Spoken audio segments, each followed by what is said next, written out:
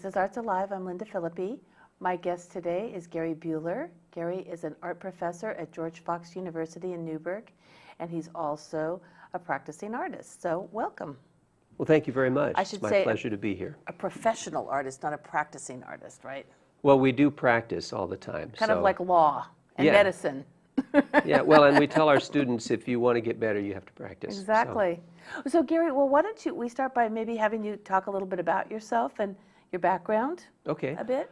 Yes, I'm a long ago resident of Yamhill County. My parents and the family moved up here when I was in preschool from San Diego, and I ended up going to Central School, first and second grade, and then Dundee School, the second half of second, third, and fourth grade. So, and then we moved out to Sandy, where Sandy, Oregon, on the other side of the valley. Mm-hmm. And then I ended up studying art at several schools, Judson Baptist College, and I ended up at Western Oregon State and got my undergrad degree in art education. Then I went to, I wasn't sure if I wanted to teach secondary, and I ended up getting a job at the same school where I had attended, one of the schools, Judson Baptist College, and I found out I liked teaching college level. And then because I liked that, I decided I wanted to get a Master of Fine Arts degree in painting, which is your terminal degree, which you need in order to teach at college. Mm-hmm. Plus, it's a professional degree in art, which I wanted because I wanted to explore painting more thoroughly. So I went to the University of Arizona and studied painting in the desert, which I loved. Yeah. And then I taught at several places. After I taught at U of A, and I taught U of O, Oregon State, PCC, and then I ended up to have an opportunity to be the whole art department of George Fox University in 1989. Wow. Which brought me back to Newburgh, and it's a great place, and I've been there since. I taught 1 year, and then I was a practicing artist for the next 5 to 10 years, and after about 5 years of that, I started moving back into teaching again. And right now I teach 3/4 time, and I practice as a professional artist the other time. So what is it like with 3/4 time? How does that work out? What does your week feel like? How many classes does that mean? Well, I'm teaching 2 classes, mm-hmm. and the studio classes are 6 contact hours per week. Okay, so it's intense. Yeah, and then I also do administrative work. I run the mm-hmm. Lindgren Gallery in Bauman Auditorium, the side area there, and I head up several events on campus. The art retreat. We have a big art celebration recognition program we put on in the spring called the Phillippi Awards, which is kind of like the Art Academy Awards mm-hmm. for our department, and that's a big thing there. And I do advising and administrative things as well. So it turns out to be about 3/4 time. That's great, and it still gives you some time to pursue your own interests. Yes, I have in downtown Newburgh, just on College Street, I have a studio gallery, so I have a presence downtown, and so I enjoy being down there. It's a great downtown, and we have First Friday Art Walk, so I'd like to invite everybody to come out and visit Art Walk and come and see me and have some of my mom's cookies. So it's on College. What's the name of your gallery? It's called the Blue Trout Gallery. Oh, you're the Blue. See, that's why I knew you from someplace. Okay, the Blue Trout Gallery. Mm-hmm. Perfect. Okay. And so I'm usually there Thursday, Friday, Saturday, but not all the time. So I keep irregular hours. Well, okay, and you were mentioning that for a long time you painted streams. Mm-hmm. Now, did the Blue Trout Gallery, did that name come from your stream painting days? Well, when I was in Eugene teaching watercolor at U of O and working in galleries and trying to get started, trying mm-hmm. to get some recognition. And I did this one painting of a stream, and there was a little swirl in it that looked kind of like a blue fish. So I said, I'm going to call this the Blue Trout. And the gallery got a hold of it, and they sold it within a week. And they said, we could have sold 5 of those. And I thought, I could do that. Well, I like streams, and I like fish in streams, so maybe I'll explore that. And mm-hmm. so I did many different interpretations of that, and was pretty successful with that, and that I enjoyed doing that. And I did that for a number of years, but then just like, I'll compare myself to Picasso, not because I'm in his category, but because he changed his stylistic directions. He had the blue period, the cubist period, and all these, because you get to a certain point and you're ready to try something else. You know, I've noticed that a lot with artists over the years. You know, you can interview them and then several years later they're at another phase of their work. And I think that, well, doesn't everybody do that? I mean, you get tired of the same old thing and you think, okay, I've done this, move on, right? Well, and that's the challenge of being a professional artist. If that's your bread and butter, you just can't drop it if you want to continue as an artist. And what I was in Lawrence Gallery for a number of years, and I remember Gary Lawrence telling me that what people do is as you have work that is sustaining you and that you enjoy doing, but as you're doing this work, you can start to develop other directions because you want to keep creative. And then to try to bring in a broader audience, and then if the stream dries up, so to speak, there's another direction for you to pursue. Well, and I think too with your clients, people who follow you and like your paintings, you know, you kind of help them sort of evolve their own artistic profile in terms of being collectors, I guess, or whatever. You know, okay, you have 17 stream paintings, and now we're going to go in another direction.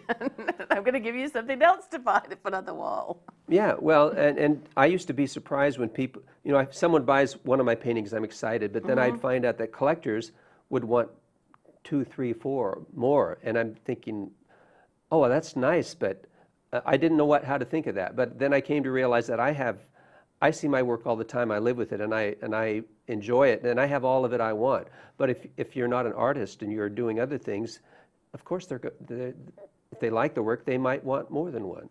Right, and I think one of the things that people really enjoy too, which is why things like the Art Harvest Studio Tour are so popular, is people really enjoy the opportunity to connect with the artist and to make that personal connection. You know, oh yes, our artist, Gary Buhler. You know.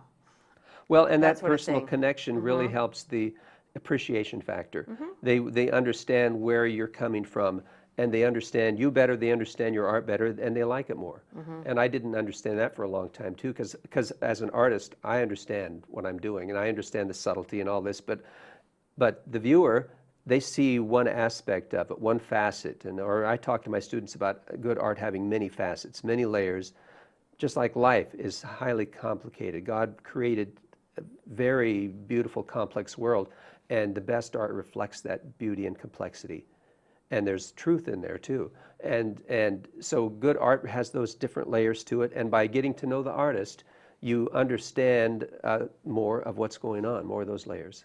And I think people are sometimes drawn, you know, like they'll see for example, whatever painting you've done, a stream painting or something, and they'll look at it and it evokes a feeling, an emotion. Oh, that's so calming. Or, gosh, I remember when we used to go camping by a river that looked just like that.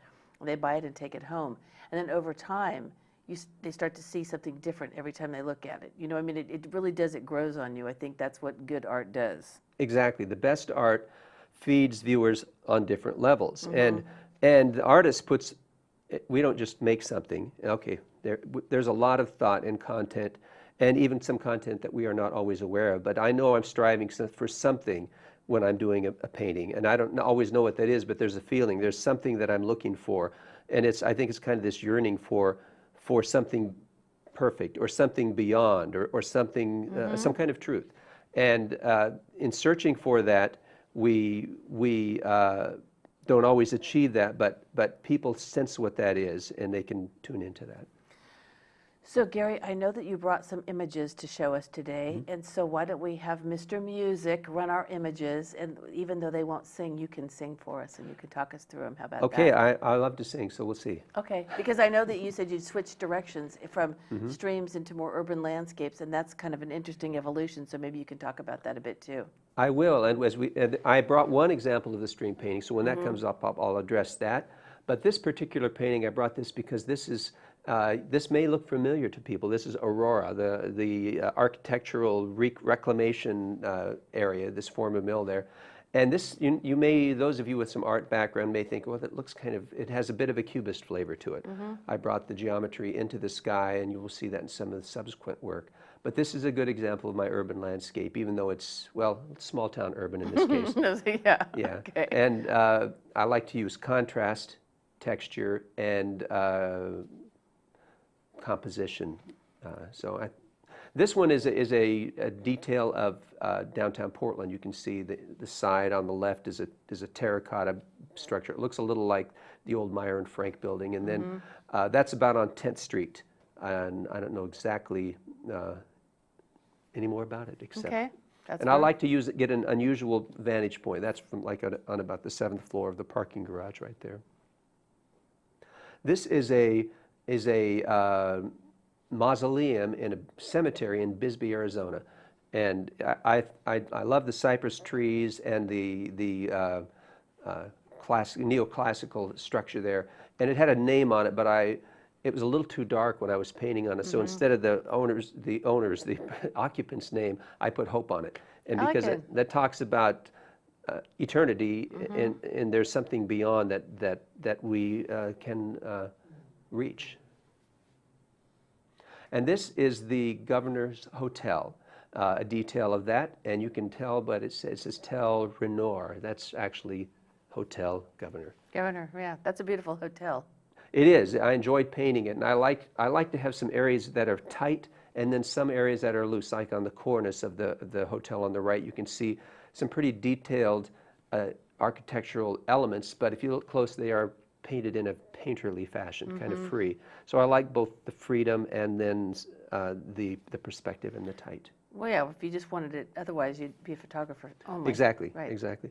This is, you can probably see the address on the 13th and Gleason. This is in the Pearl District, and it's the Pella Building, and really dynamic part of downtown Portland. And I took some of the geometry of the building itself, the perspective, and infused that into the sky to tie the two together, and to give it, to show that the sky is equally important to the foreground. This is the Pioneer Trust Bank building in Salem. They're doing some renovation. They're putting in some condominiums, and the backside opened up with all these wonderful Hopper-esque windows. I like those, yeah. And so I enjoyed doing that a lot. That's really, I like the shadows. Your shadows are good. Well, thank you. Yeah, the contrast is a big thing that I am interested in. This is the Episcopal church in Bisbee, Arizona. Okay. And it was just a quirky, interesting shape. And you can see the Methodists in the church in the background. The Methodists are a little higher up on the hill. They don't have quite as much money as the Episcopals. And so the Episcopals had better property. At least that's the story that I was told. It's probably true. The Baptists are up higher. This is one of my stream paintings from way back. And there are fish in it, and it's what I have been most known for. So I put that in there as a little bit of contrast. But people who see these and look at the urban landscapes, they say, oh, I can see the style in both. So I think the aesthetic is the same, just a different direction. I think it's the light and the color that you use. I mean, your colors are very saturated, I think. Is that how you describe them? Yes, intensity of color, yeah. And the quality of the light.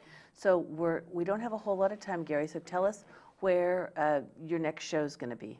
Well, I have a show coming up in July at the Chehalem Cultural Center in the Parish Gallery, the main gallery there. So I'm excited about that. I'll have some on-location smaller pieces, and then some of these big pieces we've seen, and some new ones yet to be created. Perfect. Okay, great.